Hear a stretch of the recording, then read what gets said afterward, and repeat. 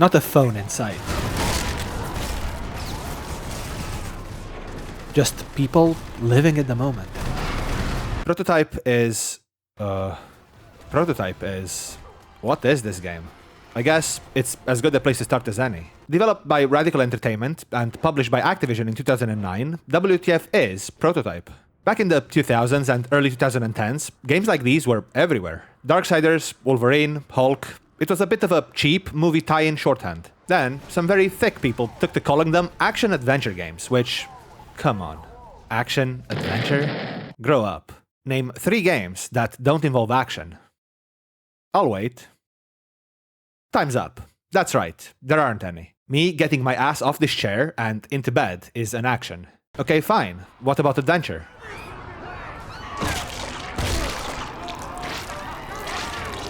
Yeah, no, I didn't think so either. This actually bothers me more than it should. Oh, you can't imagine how much it bothers me. Now, it isn't quite my style to muddy my own take this early after stating it, but one thing is worth clarifying. As stupid as the term action-adventure is today, it wasn't always the case. While they are very much alive and well today, graphic and point-and-click adventure games used to be a bit more prevalent in mainstream video game discussion. Action-adventure is a very clear delimiter between games that play like this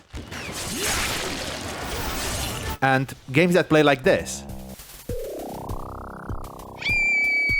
So, while it was a bit more understandable back then, it was still dumb. As putting the crack pipe in front of the mouse hole to get the mouse to run on a typewriter and create a poem that would make the guard cry so much it would fill this glass with tears that we could then drink to get teleported into the office kitchen is still an action, and the stupid nomenclature only became more stupid with time. So the purpose of this video will be to assign Prototype a proper, modern genre, once and for all. To do that, we can start with a nice historical moment that's also a bit of a tangent. When the game came out, Zero Punctuation's Yahtzee Croshaw framed the review as a comparison to another very similar game that came out in the same year, Infamous. The games were in fact so similar that most of their elements could be compared directly, which ended the review in a tie. As a tiebreaker, Yahtzee dared both Radical and the developers of Infamous, Sucker Punch, to create detailed artwork of the opposition's main character wearing a woman's bra. The winner would clearly establish the academic and mathematical superiority of the respective video game. So, what happened?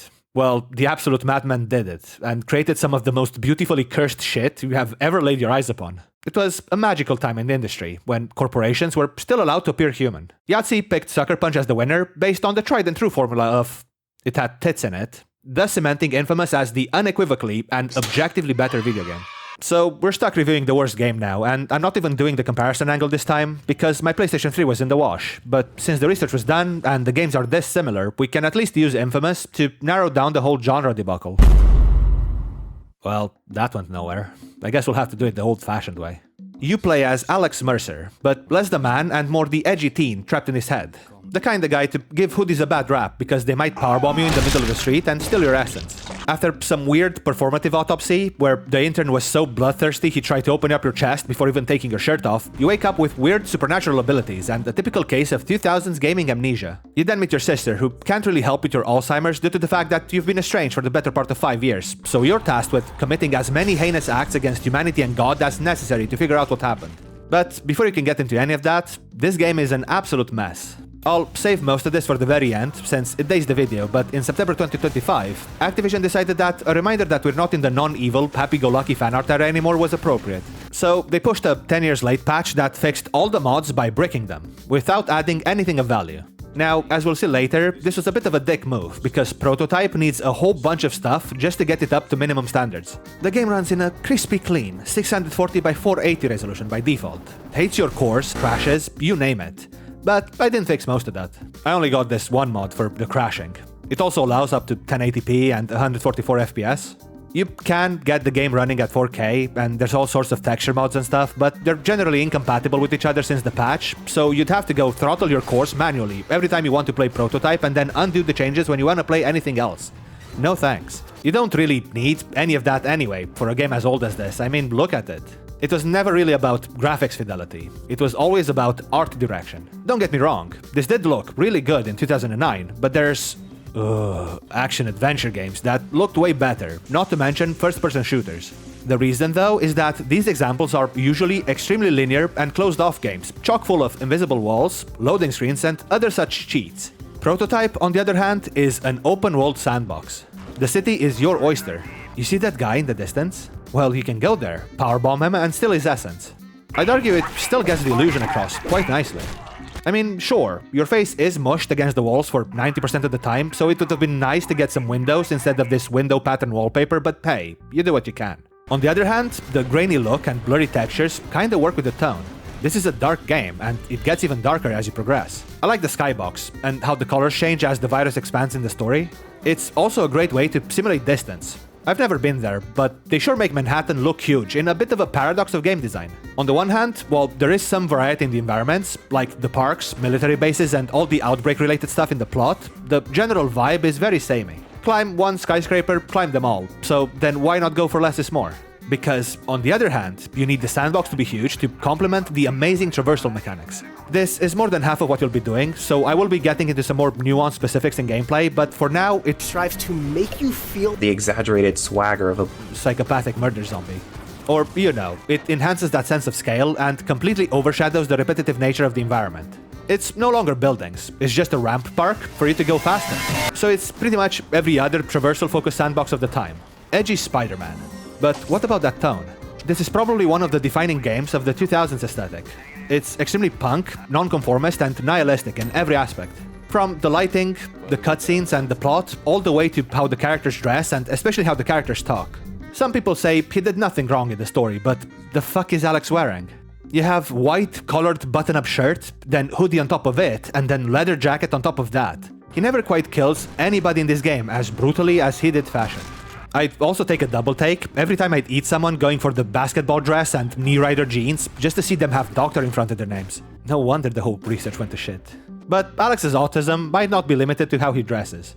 The game takes place over the course of 18 days because the man narrates it after the fact. With each day that passes, we get an infection percentage, showing us how many people are currently affected. The numbers get really bad, and you can feel it in the environment too. You start seeing more crows around the place. Drivers start acting more erratically. There's less people on the streets and more zombies instead. Tougher enemies start appearing more often.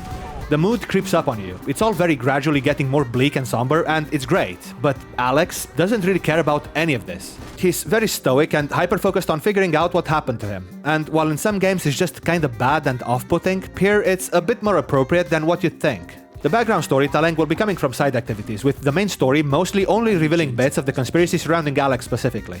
We get this through cutscenes, prompted by him eating people of interest. They do this thing, like in Soma, where it's just very short videos or still images that they then glitch out and shake between snap zooms and jump cuts. It's all very eye-strainy and headache-inducing, which is probably why they use them in Soma as punishment for when you die. In Prototype, they're rewards for playing more of the game. So you can see where they differed in design philosophy. If you've seen any of those 90s-ish new metal music videos, then you'll know what I'm talking about, and it's extremely appropriate because you will want to blast some Slipknot a few hours in to dull out the repetitive combat music. Sounds in general are nothing to write home about. The effects are the grunts, craters, and callouts you'd expect, but there are some basic stock ones that stand out in a bad way. Some of the radio callouts by the military can get extremely annoying and repetitive because they react to everything you get up to instantly, and you could be getting in and out of cover or disguise 5 times in 3 seconds. The soundtrack is kinda generic, but not terrible, so you'll filter it out very quickly, but the voice acting is generally good and professional. The writing isn't bad per se, but it was definitely written by a guy watching Trainspotting while in high school detention. Sir, how much longer do we have to put up with these amateurs? Since your brain can't fathom why the Marines are here, I'll lay it bare. The old man brought them in for 2 reasons. They're the shock troops. They move in, take the losses, point out the enemy. We do the cleanup. Sir. Second, they're the public face of this occupation. When the city's burned to the ground, they take the fall. It's all this wannabe edgy cliche, with especially the army dudes swearing every other word. It gets kinda hilarious. And blow the shit out of them. It's my job to get your shit in order. It's your job to shut the fuck up and learn. Now, I hear these operators are out of Maryland, some fucking division or another. Blacker than black, these fucks. They got no rank, no fucking protocol, they're fucking barbarians. And they're in charge. You better fucking respect my goddamn fucking authority shit for fucking brains or fucking else I'll fucking go. Gameplay. Getting into the meat. No pun intended. The gameplay of Prototype can be a bit complicated to talk about. There's a certain duality to it. On the one hand, if we were to do a survey of gamers, around 98% of them would probably be shocked to find out that GTA games actually have a plot. Most of them were too busy shooting at cops and getting their money back from prostitutes. Prototype is that on steroids. You could play this game for hours without even touching any of the missions or side activities. Especially if you're willing to put in the imagination and roleplay, the idea behind the mechanics is fantastic. Shapeshifting into an old woman you just tore apart and dive-kicking tanks with her will never not be an amazing sight. Driving around town is nice, but why not do it in a tank? Or running at land speed record pace, leaving craters on your feet, or gliding like some weird psycho flying squirrel. The potential to fuck around in this game is through the roof, and I can easily see this as being the absolute best game you've ever played when it first came out without even knowing what an Alex Mercer is. It was him.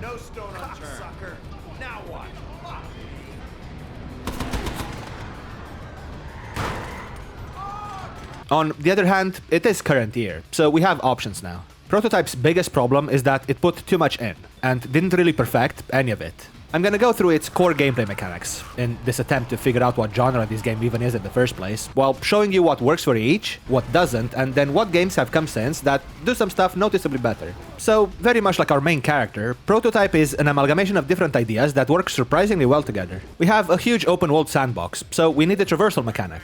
The game is aiming to be a superhero power fantasy, so we have different abilities that we can level up by doing stuff around the sandbox. And then we need some pushback, so you can either fuck some shit up or skirt around it like a coward. We'll start here, since it's the room we put our toys in.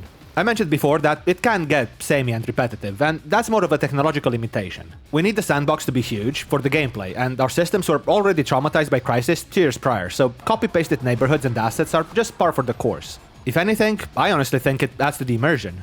We don't call them concrete jungles for nothing, and for people in New York specifically, I imagine growing claws and exterminating their fellow man to be a daily fantasy. Now, this is unrealistic. These many taxis during a crisis? In New York? Fuck out of here. Most of what you'll be doing is fucking around, which is great, but the developers added a whole bunch of curated activities for you to experience too. They're intended to test out new powers, master mechanics, get some more lore, or even influence the course of the map. Where it falls short is that it's all pretty shallow. As the outbreak expands, so does the influence of the two factions, with more spaces being controlled by the mutants or the USA's virus containment unit, Blackwatch. Each zone has these buildings at the center of them that you can destroy in order to stop that faction's influence over that area for a short time. But it all ends up amounting to nothing. It's a very short time, so you don't end up benefiting from it all that much, and it actually ends up just giving you less things to do. You don't change the course of the story, the map doesn't really change fundamentally, it's all just busy work. It's a great concept that they didn't flesh out. As for the activities, they range from run-of-the-mill to bad. My biggest problem is that I just don't see Alex going on a speedrun. Though I do see him curb-stomping an innocent bystander when he fails one. The points you get from them are also rather limited, and you can get way more just by doing the main quests or fucking around. So they can kill immersion and pacing, while also highlighting the problems with the mechanics. Getting gold on the activities can get pretty challenging, so you're stretching the mechanics to their very limit, and it's very easy to see where they start falling off. Starting with what's probably the best one, traversal. It's no blink or grapple hooks, but parkour is up there, and Prototype was definitely doing something interesting. All the parkour happens automatically. You run up walls, grab onto them and run in any direction. You can double jump, triple jump, and glide with certain powers. There's even little flourishes, like backflipping if you have a balcony in the way while climbing, different hops off cars and elbows to people's faces. Wall grab, wall jump, dive kick. When you get good at it, it can feel very smooth. Getting to distant points faster and faster is very satisfying. Overall, I genuinely believe this to be the best element of the game, and extremely fun, but there are shortcomings, most of them from a design perspective. It is bloated. I talked about a lot of tools they make available, but you won't use most of them. All the obstacle dodging is automatic, with you only having the sprint button and the glide button that you need to hold, so there's very little skill expression. It all kinda just happens and you only pick the direction. Speaking of holding buttons, this is probably the biggest criticism. Both sprint and glide pull double duty. Glide is also jump, but sprint is also both dash and dodge roll, which gets extremely janky. Controls are always complicated to explain, since it's more of a feel thing, but having to hold the button to do stuff, to then drop it and press it once to do other stuff is clunky. It gets especially bad in fights with the momentum mechanic. Constantly stopping and starting your sprint, so you can dodge roll a charging mutant or a rocket, gets old, and it makes you constantly overshoot your target. Look at what happens when I just try to run in a circle, without holding anything else down. This is gonna be a pretty common complaint throughout the whole section, but Prototype does this thing where the mechanics have a very low skill floor, so you can have fun with them immediately. But then, there's not much to improve on, so it gets boring quick. They do give you a lot of tools, but most of them are just flavor, and they're less efficient to use, so you won't use them. They even acknowledge this by separating them into normal abilities and core abilities that you will be required to use. Some of these you have to buy before continuing the campaign. Games like Mirror's Edge, Dying Light, or Neon White have extremely intricate parkour mechanics that you'll need time to get used to, but you'll get way more out of them just by improving. So again, definitely not bad, just limited, a bit janky, and it's been done better since. Moving on, calling this game a spectacle fighter is a bit of a stretch, because it's not really about anything that truly defines the genre. There's no juggling, well, there's a bit, but no. There's no Dark Souls boss fights. What the fuck is that? The difficulty is rather low, even on hard, and scores are less about not dropping combos and more about how many people you can eat.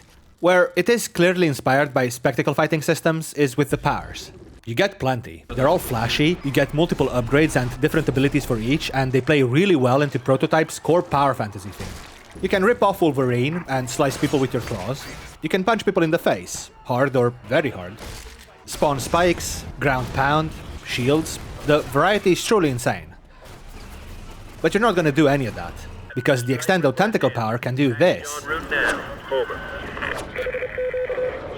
And decapitate half the map from across the map. Once you unlock it, there's very little reason to use anything else, especially against multiple enemies, and while that's the case in a lot of proper, orthodox spectacle fighters, there it's more of an optimization problem. In Prototype, the problem is that the fighting is just kinda shit. There's simply no flow. You have your human enemies that all die in one hit, and your mutant enemies that are gonna be a chore to fight for the whole game.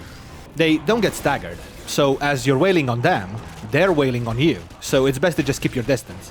Most of the time in combat, you're gonna spend running from one target to another, which I already mentioned is terrible, because you can easily overshoot your target, and starting and stopping your sprint constantly never stops feeling bad. The lock-on system does help with this, and the dive kick is a decent way to get from one target to another, but it does get really repetitive if you keep doing it.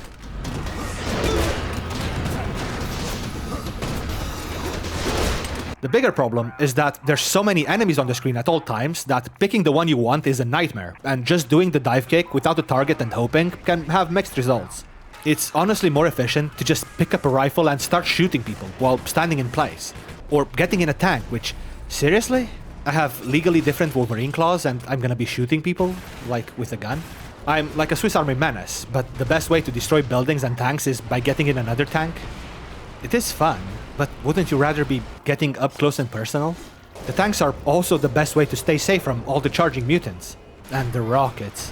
Oh god, the rockets.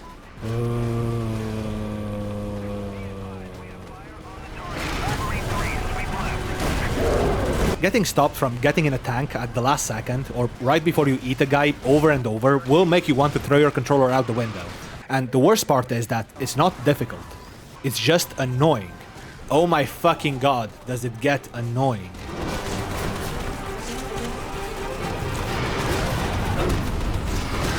Your shield can save you from the rockets if you just run around with it, but it doesn't help with getting interrupted.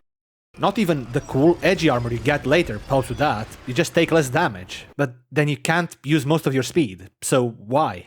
The tank has its own health pool, so you can just hop between them and finish the mission while not being in any danger. Or you can just use the tentacle power constantly, like God's chosen war crime. But there's so many powers to unlock, so many skills and tools, and they're all just bloat. Just one time use to see the animation in the open world, and then it's back to hentai. Throwing cars at the helicopters is fun. Doing the devastation attack is flashy. But that's about it. You'll get most of your power fantasy outside of the missions, where the enemy number is more manageable. But in a huge melee, 99% of your tools are worthless. Batman Arkham Asylum perfected combat for games like these in the same year, so Radical just didn't have the time to justifiably rip them off, and what they came up with ends up being kind of unrefined and unpolished. You can definitely get bored jumping between enemies in Batman 2, but it's gonna be after like 3 games, rather than half of 1.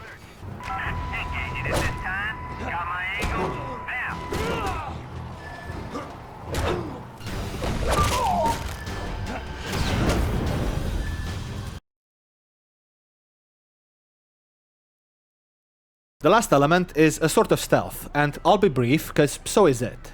Shapeshifting only works in your head to play out fun, immersive scenarios. Observe the strong, independent businesswoman in her natural habitat, being late for work, and what she thinks she looks like in her head. Fascinating. That part is fantastic, and you're gonna get your money's worth just doing that. The mechanics, however, are just kinda pointless. You do need to shapeshift into certain dudes to get into certain buildings, but you can do that even when everyone's alerted, so then why not just go in as Alex and mess stuff up? There's a stealth absorb mechanic that is worth it for the animations. I especially like the bear hug of eradication. But in reality, using it will mostly look like this.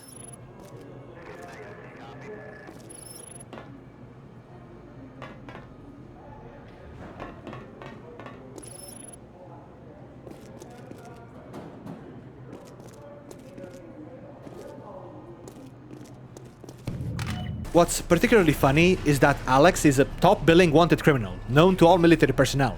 But you can just run around without a costume, and if you get spotted doing something questionable, they forget after like 10 seconds of not seeing you.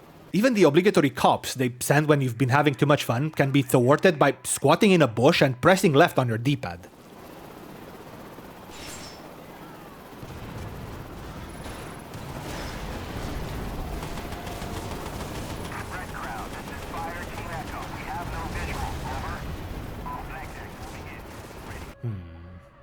That man just threw a whole car 200 meters away with his bare hands. Something's off. It's all very sus. I just can't put my finger on it though. Now, I don't want you to get the wrong idea. Prototype is not a bad game. It's just an early game.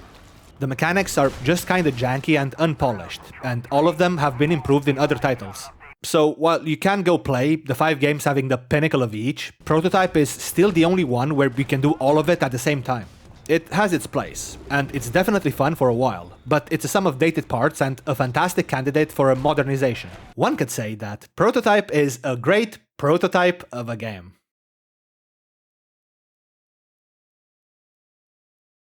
As for the story, the content is pretty good, but the way it's delivered is kinda all over the place and rife with Hollywood writing insecurity and cringe. Another one of those interesting concepts that wasn't yet fully fleshed out is the mind map. The idea got really good in something like Pathologic 2, but here you complete it by absorbing certain people of interest. But these people are usually pretty evenly spread between the sandbox, main missions, and side activities, so regardless of the order you go with, you're gonna be getting a lot of the information out of order, and some of it will be very esoteric before you get the full picture. It's genuinely pretty great, and it might be a really accurate simulation of what Alex might be going through, recovering his memories and fragments of the people he absorbs, and having this whole conspiracy unfold before him in real time. The bad is that it's still just 90% being delivered through the epilepsy cutscenes, and these are all exclusively guy talking over ice train, literally exposition dumping the plot to you. And, of course, despite this being a sort of mystery, detective story containing unreliable narrator, in media res opening, and the whole corporate conspiracy unfolding in it, the writers don't trust the audience to be capable of tying their own shoes. Early in the game, we get into what's essentially a random apartment of your sister's friend that she's been using as a hideout before even meeting you again, and she has a fucking Alex's house sticker on her map. Like, why? So, yeah, mixed bag, but the core is decent, and I'll go into it briefly, so if you don't want spoilers, go to here. Rewrite living creatures. Sound familiar? It should. You're not human. You're the black light virus. Another problem is the whole amnesia angle. It usually makes it so that all of the interesting bits are backloaded, and Prototype is no exception. The first half moves at a glacial pace, further slowed down by how much you decide to fuck around in the sandbox, with the only truly interesting element being Elizabeth Green. In 1969, Gentech, a research organization contracted by Blackwatch, was working on Hope, Idaho, a sort of artificial city created for the sole purpose, on a biological weapon called the red light virus. The virus's purpose was to be based. The goal of the experiment was to create a viral weapon that could be used to target specific racial types. But it ended up killing indiscriminately, so Hope had to be burnt to the ground, along with the containment of Elizabeth, which was a sort of patient zero for the strain that started getting results. Assuming she was in a similar sort of situation and could be of help, Alex goes into her containment unit to try and save her, but she turns out to be some weirdo anime mute and escapes into Manhattan instead. This ends up being the true catalyst for the outbreak. We eventually do catch up, much later into the game, and confront her in an epic boss battle that's probably the pinnacle of stopping points, where most people just put their prototype disc into a toaster. I died on the first try, because I was an idiot and tried fighting the boss. Imagine. What you do is use your Devastator attack before running away like a coward and sucking on the homeless for nourishment. You do that over and over, for what amounts to forever, but make sure you don't get beat up by the mutants, especially during your short window to attack the boss, or when you're getting your health back. It's overall just a fucking nightmare, and they really didn't think it through at all. But when we finally do defeat and absorb Green, we don't really get too much pertinent information. We get all of that when the mysterious figure that we've been narrating the story to reveals himself to be just some Blackwatch high ranker. At least it explains why he knows so much about the plot. With his help, we eventually get to confront the director of Gentek, Raymond McMullen, who also reveals some interesting lore before pulling a Chad move so we have more loose ends to tie. Listen, there's nothing else you can do to hurt me. Touché, McMullen. You were always so smart. You were ready to give up all our secrets. So you infected me? No. Are you insane? But you always were a lateral thinker. Plans within plans. Put down the vial and back away! Alex Mercer died. He died threatening to release the most deadly virus in history on the people of New York. You died in Penn Station, but the virus found its way into your bloodstream. And here you are, filling in the blanks. We were trying to figure it out. You just wanted to bring it all down. So the Alex Mercer we've been playing was never really Alex Mercer. He was the villain all along, both as a human when he threw the Blacklight virus on the floor before he died, and as the prototype when he inadvertently released Elizabeth into Manhattan. Quite the reveal, and it wasn't really done all that much in gaming before this either. The other big thing is that this puts Alex's humanity into question. He starts having these existential thoughts about whether he even is Alex Mercer anymore, or whether he's doing the right thing to begin with. What have I become? Something less than human, but also something more. The Blacklight virus, reconstructing him at a genetic level, also explains both his amnesia and autism, because while the memories are not actually part of the brain chemistry, close interpersonal relationships are. So he does appear to care about his sister, ex-girlfriend, and the people trying to help him, but he doesn't really empathize with humanity in general. But the way the virus works is also why it's not as interesting as something like, say, copying yourself. If it rewrote the whole Alex Mercer exactly the way he was, including the stupid clothes he wore that day, down to a genetic level, then it's not that much different than the fact that you replace every cell in your body every 7 years naturally, outside of maybe just the time frame. And the woe is me, I'm a monster talk just doesn't work in a game like Prototype, where he could be musing all of that as I'm curb stomping an old lady into mush. I guess it could also be the very point. Suppose you only kill the people you need to kill to progress the story. He would need to do that even to get a clue of what's going on and his memories back, so he necessarily had to put himself in that situation, which is pretty tragic in a way. Again, it's no Soma, but it's an interesting thought experiment. So all of this is cool and interesting, and you can genuinely piece it all together yourself, playing the side activities and paying attention, rewatching some of the cutscenes, etc. A decent bit of detective gameplay. But this is a fucking Activision game, so right before the climax, they just have Alex sit you down and blurt all of it out in a stupid exposition dump as well. Phenomenal work. Speaking of dog shit, the ending isn't that great either. With the outbreak reaching unmanageable levels, Blackwatch is ordered to pull out of the city, which can only mean that they're going for the nuclear option. In a few hours, this whole place will be glass. Even Randall's not crazy enough to nuke Manhattan. You're wrong. Fantastic idea. It worked so well in Return of the Living Dead. Can't have that, so we go over to talk some sense into General Peter Randall's head. They do attempt some of that cliché, cartoonishly evil bullshit I talked about before, where Randall knows that they could probably just contain the virus and let it get resolved by itself. But nuking Manhattan means he gets some more medals, which is so bafflingly stupid that I just chose to ignore it. Sir, the walkers have sealed themselves in the hospital. We have orders to liquidate the entire population. The mother and child are now military assets. And I just made general officer. The source of the virus in both Manhattan and earlier in Hope was Elizabeth Green, so it's explained that her being neutralized would have slowly gotten things back to normal over time. So now all we need to do is dispose of the nukes, but not before the mysterious figure reveals himself to have been a secret surprise mega asshole all along first. It's out of nowhere, and it again undermines all of the detective work we were allowed to do before it, so it ends up being just another dogshit Meatman fight that takes forever. But we eventually do win. Alex takes the nukes and drops them into the ocean, thus saving the day. We get some more existential pontification. I looked for the truth. Found it. Didn't like it. And the confirmation that the day does get saved in the credits that you definitely didn't skip. And then we can even return to the sandbox, where we can help the healing effort along by doing more speedruns. The end. Yeah, so much like with the gameplay, it's just a lot of good ideas that needed some more time and technology to cook, that sometimes get undermined by some typical crap that they just couldn't stop themselves from putting in. And while I would have liked some more background storytelling, outside of just the immediate events of the game, the mind map thing does allow you to get to know Gentek, Blackwatch and Hope, Idaho, just as well as your own family. It's great. So, before we wrap this up, let's talk about that remake. It's not confirmed, whatever people are telling you. It's all just clickbait garbage, but to their credit, they could be saying this in the videos. I didn't really watch any, but some of these titles make me want to release some red light virus. The patch Activision pushed in September bricked the mods for a few weeks and had pretty much no other negative effect, as far as I can tell. What they added was some loose unused assets and credits, two of which were Ubisoft Connect and Iron Galaxy.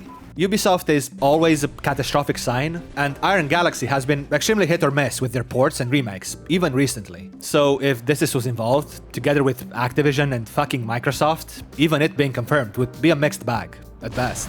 My biggest problem is this idea of fucking with the originals. Activision probably aren't dumb enough to think doing something like this early before even announcing the remake would do anything to stop people from fixing it. So it was probably just one of those viral marketing stunts to see how much interest actually gets drummed up. If they want to limit your options, they'll go for the tried and true method of taking both prototype and the sequel off store shelves. So as usual, you might want to grab a copy if you want to make sure there's a possibility of you keeping it. But that being said, I fully understand the hype. Prototype is probably one of the most deserving games of a modern edition. And instead, we get garbage The Last of Us 2 remastered, not even 4 years since the original came out. But all this talk around it might just cause the remake to happen by itself. I was a bit harsh in spots, but I thoroughly recommend Prototype. Either for the several hours of fun you can have before the mechanics start wearing off their welcome, the genuinely interesting, if a bit sad and edgy story, or as an example of what we could have. Prototype 2 brought the vision quite a bit closer, but I'll save that one for some other time. Next time we're gonna go fishing. In the abyss. And seeing if it fishes back. Oh right, the genre thing. So what is Prototype? Prototype is a third-person, open-world spectacle fighter sandbox. Punk action, horror, parkour, beat-em-up with stealth elements.